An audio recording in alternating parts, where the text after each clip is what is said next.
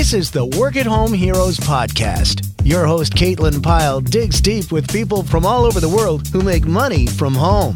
Get ready to wake up to a world of possibility for freedom, flexibility, and a life you'll love. Well, hey everybody, welcome back to another episode of the Work at Home Heroes podcast. I'm your host, Caitlin Pyle, and I'm here today with Owen Fritts. Now, he's a former architect turned sculptor who walked away from the default life after dealing with cancer, surviving it, and he's never looked back. He now lives off the grid in a shipping container home and a studio on land overlooking Santa Fe, New Mexico. He's controlled his expenses, you guys, to be below $500 per month. Welcome to the show, Owen.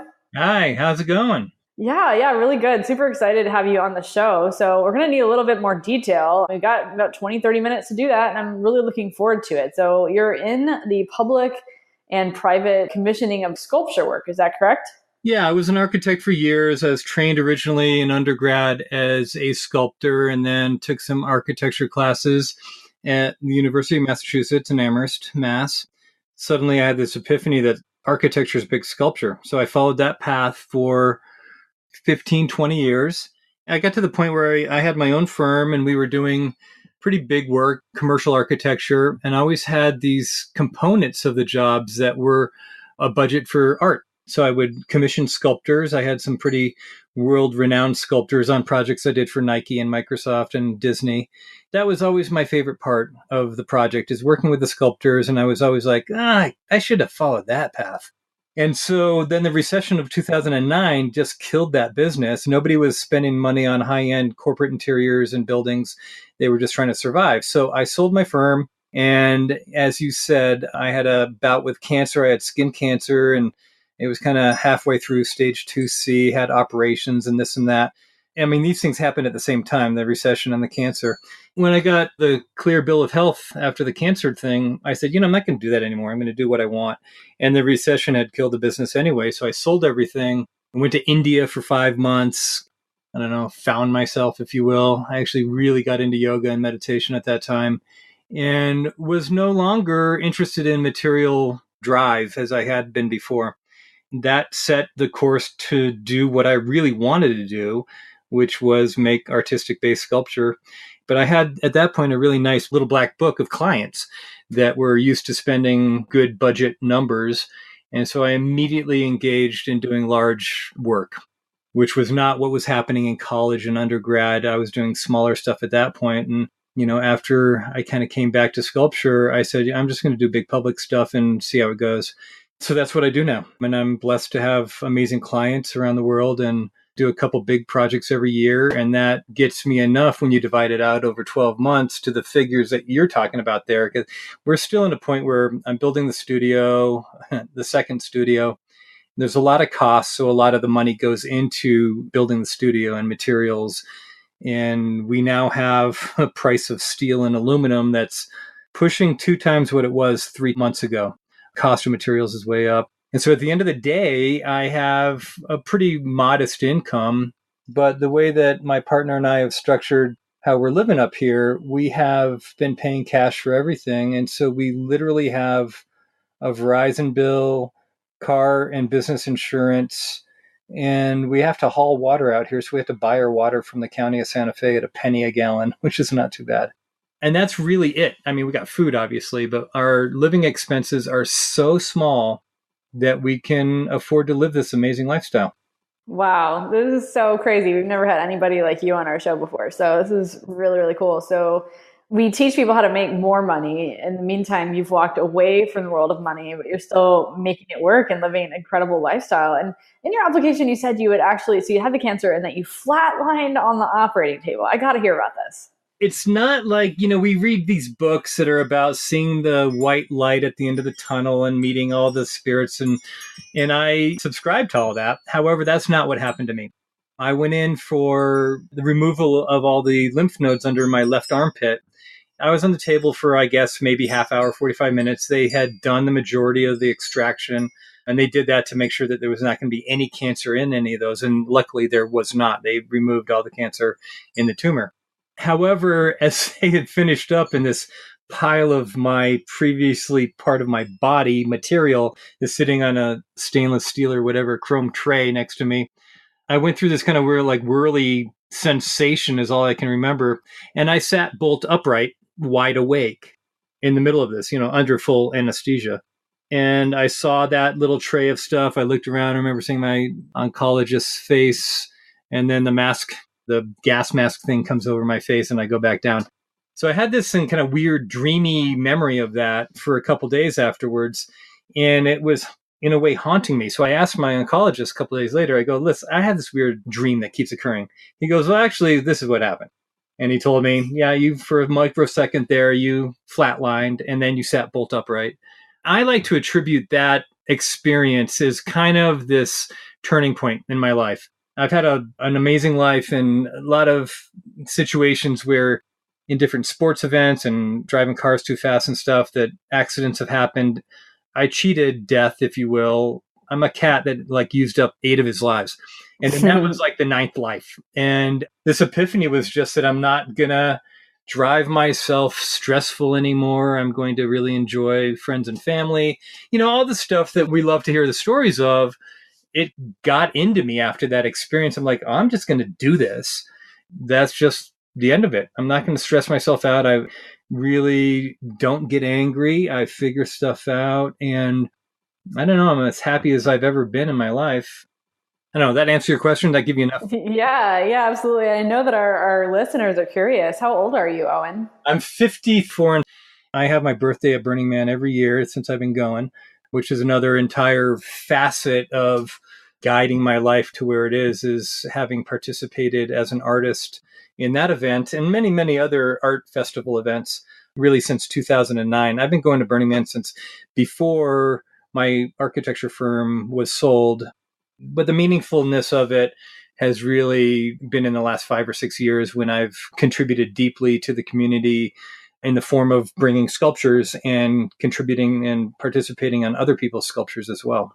Super, super inspiring. And being in your mid-50s, I have a lot of people come to me and they think, is it too late for me? Is it too late to pivot? Is it too late to change directions completely? And my answer is always, heck no. I just think back to when I was 27, I thought I had peaked already and I hadn't even started my online business at all as a freelance proofreader, thinking I was going to be doing it until I was 80 because I didn't have any other skills. And it didn't even occur to me that I could learn more skills.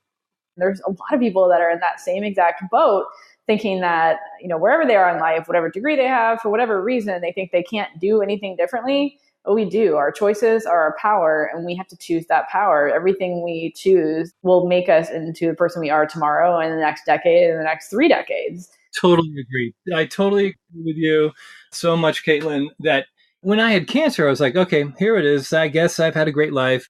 When I first was becoming aware of what the ramifications and what's going to have to happen, I was like, okay, I guess that's it.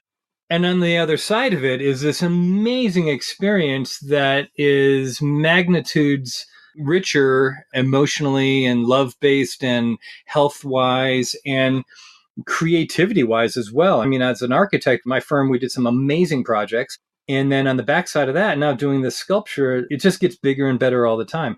So I would say to your listeners, there is no threshold number unless you force that number upon yourself. I'm more of the put your palms up to the sky and just say, well, what's next? I can't wait to see what the universe delivers the next day.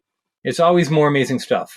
Absolutely. The only limits that we have most of the time, like probably 99% of the time, are the ones that we place on ourselves. And you took control over your life. And oftentimes I think we can get ourselves convinced that what we want is more money, but that's not what we want at all. We want more freedom. We want more flexibility. We want to be able to experience our lives. And what is living if not experiencing, if not feeling, if not actually soaking it all up and everything around us, doing the things that we are passionate about and what we love to do? That is living. It's not sitting at home in fear and being unhappy with our lives, but being so scared that it might not work, so we're not even going to try it. That's not what living is. And if that's you at home right now, you're not living. And I want you to listen to Owen, listen to me. I mean, maybe you get tired of me, so I bring people on like Owen to knock you around a little bit. You can do this, and it is all a choice. You've got to step into your power of choice. Now, Owen, take us back a little bit, because I want to get a little more of a clear picture of who you were before the cancer, before, flatlining on the operating table and then coming back, before you really started living. What was your life like? It was an interesting, I feel like I've had multiple lives. So My dad worked for Monsanto. He was a chemical engineer. In the 60s and 70s, Monsanto was buying chemical plants around the world.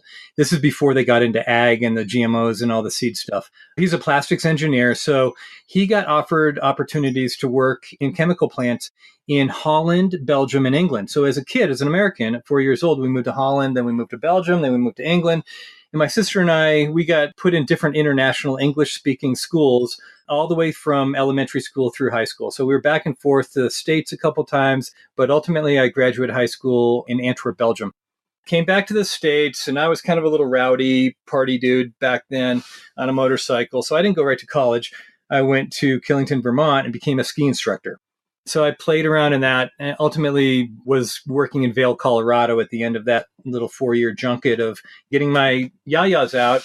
So after that, I was ready to really study. I went to the University of Massachusetts, like I said before, started as a sculpture major, turned to an architecture major, ultimately went to the University of Hawaii for my master's of architecture, met my first wife there, ended up in Portland, Oregon, got an MBA there, and started my own architecture firm.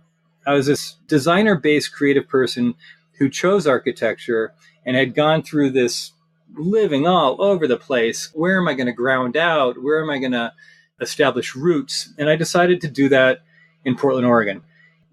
The firm that I had started getting amazing projects right away. We worked with rock star architects, and we were the support architect doing mostly kind of the high-end corporate interiors stuff. In that world, there is just this, I have to try to say it in a positive vein because some of your listeners are probably in that world. They may recognize that there is a lot of visual name and brand recognition associated with people's success in that career. And so getting your project published was a huge deal. Being at the right parties when the right, I'll drop a few names, like when Rem Koolhaas or Frank Gehry or Richard Meyer were having an event anywhere near you, even if it's 2 states away, you got to show up to that in your black Prada, just kind of playing this role. And with that came more opportunities for more projects. And it's this machine that moves forward, or this wave, if you will. And if you're in the front end of that wave, looking the part, doing great work. I mean, you have to do really great work. To do the great work in the architecture and design business means a lot of literally 20-hour days. I owned my own firm. I had my own office.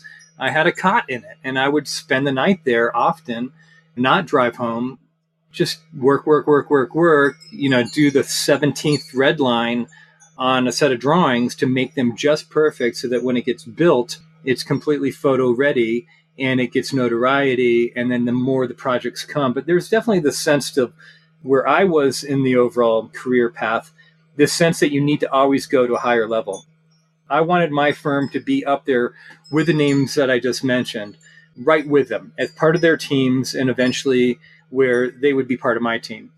So I drove myself really hard. I had up to 12 employees at one point, and probably through our vendors that we worked with, who were structural engineers and fabricators and project managers, general contractors, there's probably a network of 250 people that we worked with over the course of 10 or 15 years. The picture of me was I was always kind of this benevolent king in a way, but I was always driving the whole thing for greater notoriety and greater recognition, and also pushing the edge of what could we do with design and what could we get a committee of corporate decision makers to sign off on. Some examples would be like, we did a lot of work with Nike because we were in Portland, Oregon. Could we paint the entire interior of this retail space with ground up and melted down rubber shoe soles? The answer is yes. We did a whole bunch of interiors with that kind of stuff. Could we get the most recent lighting design from some kid out of Romania that showed his work at the Salone del Mobile in Milan, Italy 3 weeks earlier? Could we get Disney to sign off on that kid's lighting collection because we thought it was the most amazing thing that we've ever seen? Yes. So we were working in this kind of very avant-garde, cutting-edge world, driving myself nuts trying to stay at the front edges of this wave. And now how life has changed. I just wanted to call attention to the fact that I hear wind chimes over where you are. And so describe for us where you're in your container home right now. What are your surroundings like right now? Sorry about the wind chimes. There's two things. I love them. Noise-wise, I'm actually sitting in an old Airstream trailer right now, which is where my wife and I live, while we're building the container home complex. So if anyone's familiar with Santa Fe, we're south of Santa Fe in the Ortiz Mountain range. We're the highest property before you hit the gold mine. So the top of the Ortiz is an old 1850s gold mine property that's like 10,000 acres. We border that. So we're at the highest point. We look to the north, and I'm looking straight at Santa Fe and Taos beyond that. We're in kind of a pinyon pine and juniper forest. So the forest is only like 9-10 feet tall. So it's really easy on the slope to get a view up above it all. We bought this land a year and a half ago, and we had been living in Flagstaff, Arizona before that. And I had a really nice old warehouse studio in Flagstaff that I did a lot of work for a couple of years there. And we moved here for a multitude of reasons, partly because it's so gorgeous here. And we've designed this 9 shipping container compound that we will be living in, 3 of them with a glass cube bedroom on top of that we're building. And then another 3 containers are a printmaking studio and a jewelry studio. And in between, the remaining containers form the large sculpture studio, which is 2,400 square foot footprint with a 20-foot ceiling. So we're living in a little Airstream right next to the construction site that we bought and renovated a couple of years ago. And yes, there's wind chimes right in front of me. And you might have heard this like buzzing sound from the inverter, because all of our power is solar. We are not tied to the grid at all, even though there is power in the road, our gravel road. We've got like a 3-mile gravel road that gets out here. We're off grid. We've been making all of our own power for going on 2 years now with no problems whatsoever. I'm talking to you on a laptop, which is next to my iPhone, all plugged into the solar array of batteries that we have here. That's, once you learn it, it's actually a piece of cake to keep it going. You just got to maintain it, keep the panels clean, and make sure all your connections and your batteries are healthy. So we've not paid an electric bill in going on 2 years. And the water, it's very dry out here. And to get to water up here, we would have to drill down about 1,200 feet. That's a $70,000 well to drill it that deep.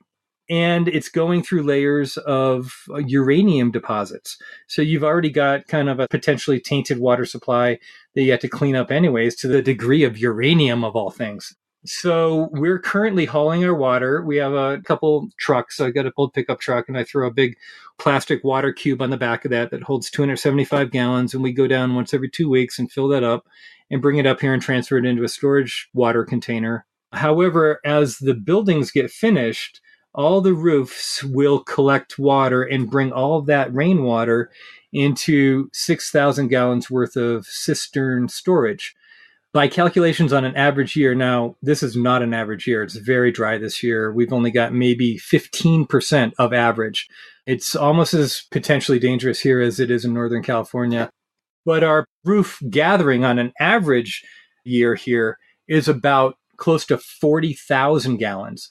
So we've got 6,000 gallons storage going in, because last year, since we've been hauling our water, we were able to measure every gallon that we've been moving up here.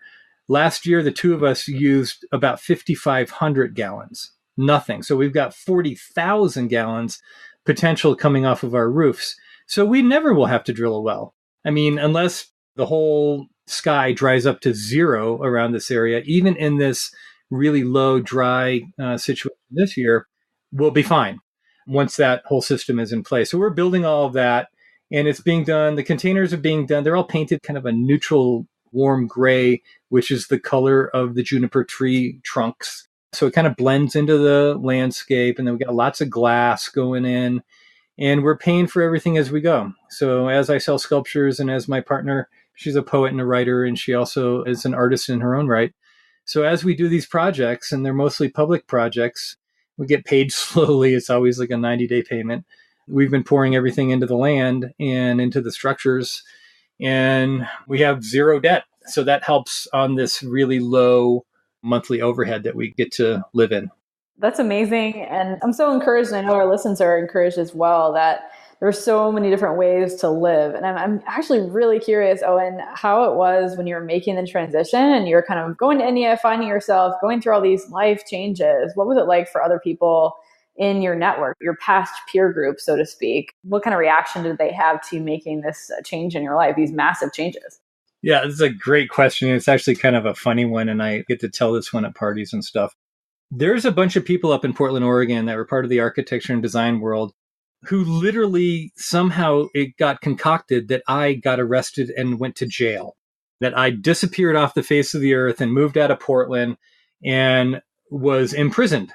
And I found this out when I went back a couple years later after moving down to Flagstaff, where Elizabeth and I first met. We went back up to see some friends. She got friends up there. And I ran into another architect on the street, just down in the Pearl District. And he goes, "Oh, you're out." I'm like, "What are you talking about?" He goes, "Well, you've been in prison, right?" I go, "Where in the world did you get that?" I said, "No, I'm actually living in the Southwest, doing better than I've ever done, and putting sculptures into projects," and gave him a business card. And so the way that I took that was there was enough of a shift in my value system that just rattled the cage of those that are still in the previous value system that I used to participate in. And their coping mechanism, or who knows what created it, was to concoct a story so that they could tell that story rather than stay in touch as I diverged into a completely different type of lifestyle.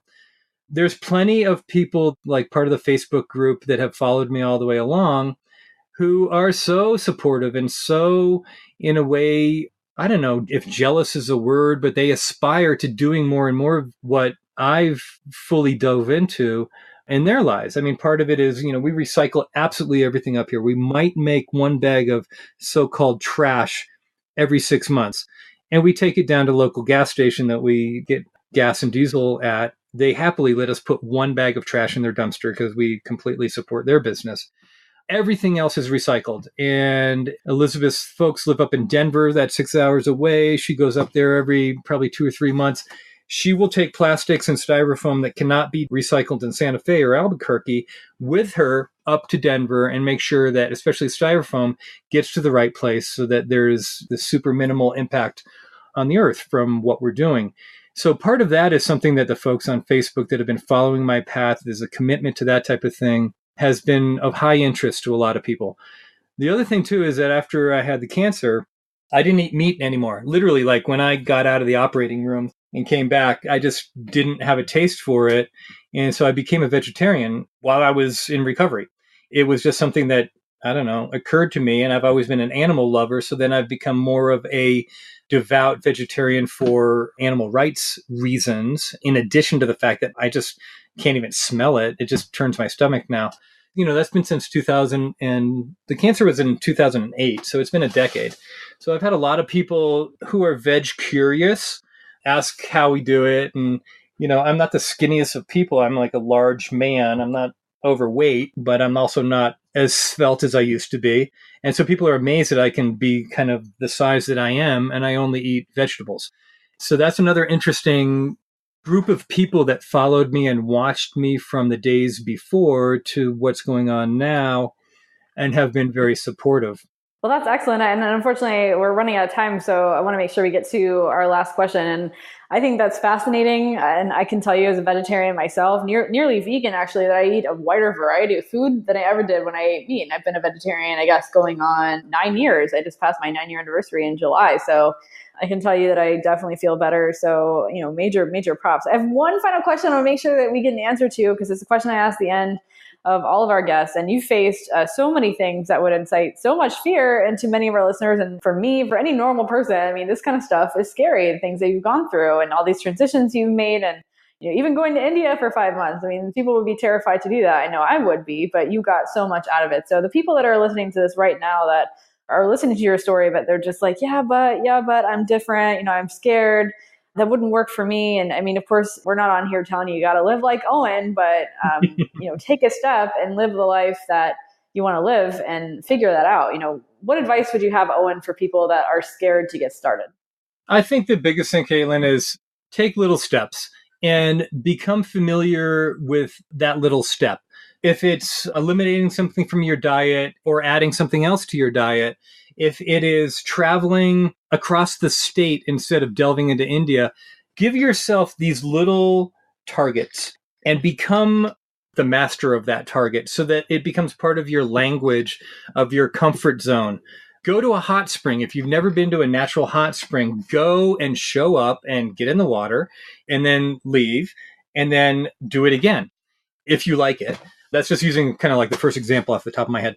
Or travel to some place that they speak a different language. Go to Mexico or go to Montreal. Immerse yourself in something that is really got a low potential threat and master it. Enjoy it. And be able to do it again, be able to talk about it to your friends and family, then amp it up one. Go up to the next level. Go not just to Montreal, but go to Paris. Try that other food that you thought was insane to eat. Take these gradual little steps. There's a lot of things that I did that were diving into the deep end of the pool. You don't have to do that. It's really more about mastery of small steps, slowly changing your language or broadening your language of experiences in your life, and gravitate more and more towards the type of lifestyle or something in the zone where I ended up, because it ends up being a very happy, healthy, lovely way to live.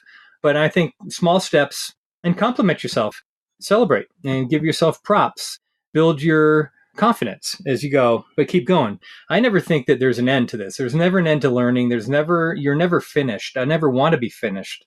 Once this house is so-called complete, there'll be another project. I always want to keep moving forward. I don't subscribe to getting it done or getting to the finish line, because it's the journey, man. It's the process that makes it worthwhile. Absolutely, 100% on board. You're speaking my language very well right now. And I love the advice of just taking small steps. And I think just getting curious, trying new things, and proving to yourself that you can enjoy and that there is a world outside of what you know. And I think that's what stops a lot of people, is that they don't know the world outside the box that they've constructed. And oftentimes we've constructed that box for ourselves. The box didn't just land on us. The lid didn't close itself. We decided to be in the world that we live in. And if we get curious and get excited about what could exist for us outside that box, if we just destroy the box, I would say, use it to light a fire under your butt, make use of that box in a way other than keeping yourself contained and keeping your world small. Live a big life. You don't need anyone's permission. Owen, I want to say thank you so much for being on the show